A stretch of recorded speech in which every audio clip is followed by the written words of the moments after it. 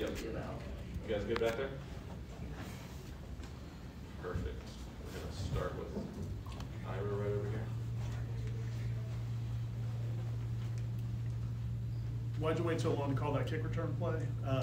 But what was different? I'm Braden being out there is a little bit different. Was there anything different about it? Well, you know, a couple things about it. We actually had that particular return called on the first one too. That was a touchback.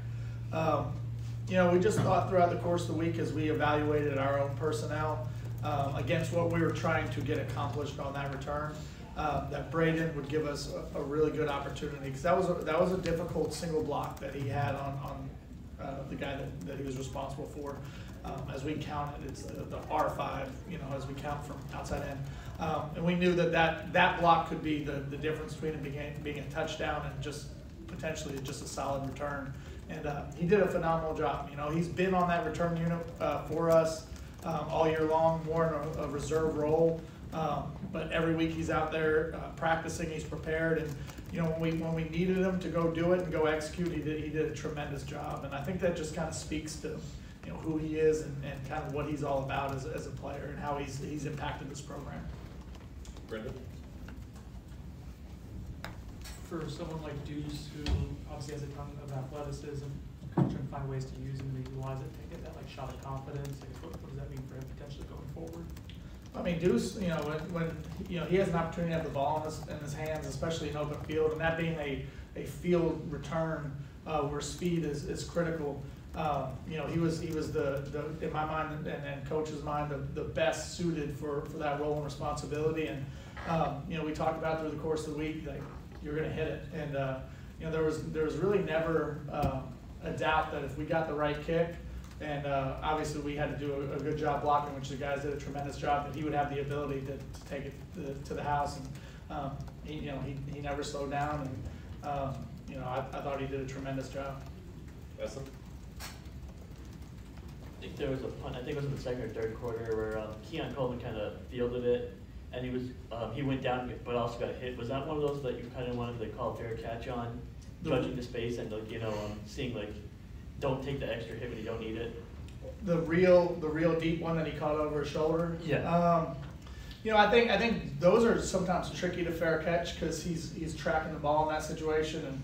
And you know, give credit to Duke. We said going into the game that there was the top 2 punters in the league that were going at it, and they did a really good job in terms of how they affected field position in their punt game. But I thought Keon did a good job fielding it. You know, like I said, I trust his judgment, and you know, I'm never going to tell him when to or when not to, because I do trust who he is, and he's got to make that decision, and I want him to be confident in it. Like, we'll always coach him during the week on specific situations, but if he feels like it's time to go make a play, I trust who he is and his judgment in those situations. Chris? How does Wake Forest's offensive slow mesh and the uniqueness of it mess with defensive ends and timing? Well, I think the challenge of it is, you know, for one, the uniqueness of it, that it's different from the week to week, you know, offensive schemes, especially in the run game that you typically see. It's hard to replicate, it's hard to simulate, so it's going to be a really good challenge for our scout units to give the best look that they can possibly give. And then from a defensive line perspective, I think the most important thing is that you maintain your gap integrity. You know, sometimes that slow mesh lures you kind of out of your gap, because you feel like, you know, it's time to go get off the block, because that mental clock that you always have in terms of how fast you need to get off blocks is kind of triggered. And you know, you just got to do a great job with gap responsibility and owning your gap. And you know, it's going to be one of those things that we've now gone against it a couple of years, and hopefully we're you know, going to be a little bit more confident in how to play against it than we have in the past. Gordon? 2 quick ones. First, is that Duke kid the best punter that's ever lived? I mean, that was incredible.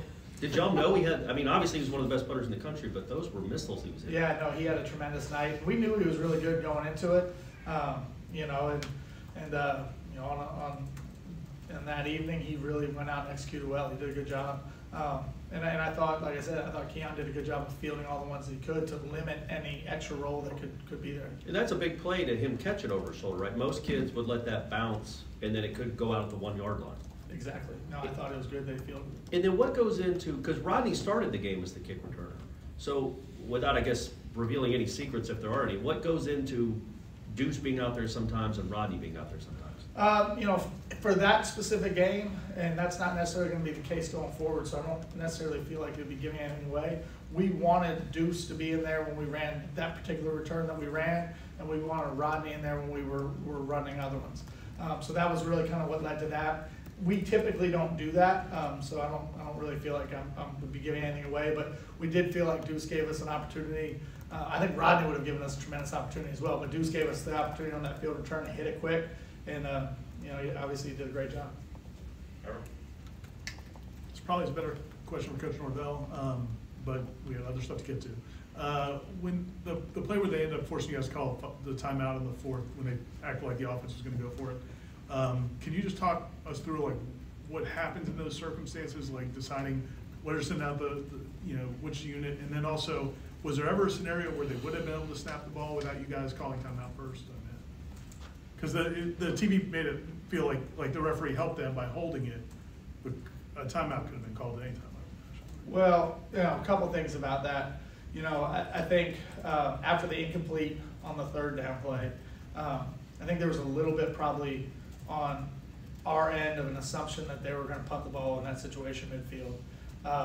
You know, there was no exchange of our personnel. We didn't send the punt pressure unit out there, and you know, we weren't really calling for the defense to come off. It was kind of like a reaction to the third down play, which now is a great teaching moment for us on Sunday to talk about. You cannot leave the field, obviously, until you get called off the field. In terms of the referees and how they handled it, and whether a timeout was needed, to my knowledge, they did not substitute. If they did not substitute, they'd be able to snap the ball. If they did sub, they have to give us time to sub, and the referee would stand in with the ball. I did not take my eyes over there to see whether they had a substitution or not, but if they didn't, they would have been able to snap the ball. You know, taking a timeout was, in my opinion, the right thing to do to make sure we had the correct personnel on the field. But there's no scenario they would have been able to snap it with nobody, like without you guys calling timeout, I imagine, right? I think by letter of the law, they probably could have. I think they probably could have. I don't know why they couldn't be able to if we had all of our people off the field and there was no reason for all of our people to be off the field. I don't know though. I've never seen that actually play out, but I think they probably could have. But I'm saying I think Coach would have called timeout. Oh, absolutely. No, yeah. It would never have happened because Coach would have called timeout. Yes. Yeah, I agree with you. Yeah. We're asking the crazy ones today. When a kick returner does puts his fist out, like extends, could he then catch the ball and run with it? Is that a fair catch signal? Because it doesn't seem like draw me into the but so for a kick returner specifically. So they go through some of the parameters. The referees typically do a really, really good job before the game, especially in games that are during the day when there's some sun out, of going through what they're going to look at as a fair catch and what they wouldn't. Because sometimes you're putting your hand up there because there's a glare from the sun that you're just trying to block out. So they talk about keeping your hands down below your shoulders. The arms to the side, to me, is not a signal for a fair catch. I've seen people do it to try to deep people into slowing down and then run a return. I've never seen that called as a signal for a fair catch. But I think it has to do with where your arms are at. I mean, obviously waving anything above your shoulders is going to be called a fair catch. Anything low to your side, you're probably good to go with. Just like I think you're good to point at a ball that's on the ground and then return it. I think where it gets gray is when it gets kind of up in here, what that is. And at the end of the day, it's a rule that's put in to protect returners. And you know, I don't think referees are ever trying to hurt anybody by calling it. I think it's just, you know, sometimes hands get out. And we had one with Micah last year, where, you know, he said he was blocking the sun. It looked to me like he might have thrown his hand up. And those are tough judgments because you don't know intent of what the receiver or returner is trying to do. Aslan? I know when you guys are on defense, there's like a punt alert yell on the sideline on third down. When you guys are on offense, is Mike communicating on headset that if it's fourth and if we're better than 5 yards on this next play, we're gonna go for it on fourth down? And how alert do you have to be in Ryan's mindset to know when he's going to be used or Alex is going to have to punt? Oh, no, that's a great question. So I have the capability on my headsets to be on both sides of the ball. So anytime it goes to third down, I go to the offensive side of the headset, and there is some discussion of whether this is 4-down territory or potentially not. Either way, like in a 3rd and 5 scenario, either way we're gonna have the kick units ready. Because if we take a negative play, then we certainly might be in a position where we're gonna punt it or kick a field goal. If it's a positive play, but we don't get the first down, that's obviously where the decisions come into play, and that's where, you know, I'm listening on the headset for a coach to make a call on a game situation, whether it's a go for it situation or whether we're gonna send out one of our kicking units. Anything else? Okay. Thank you. Have a good one. Would you have been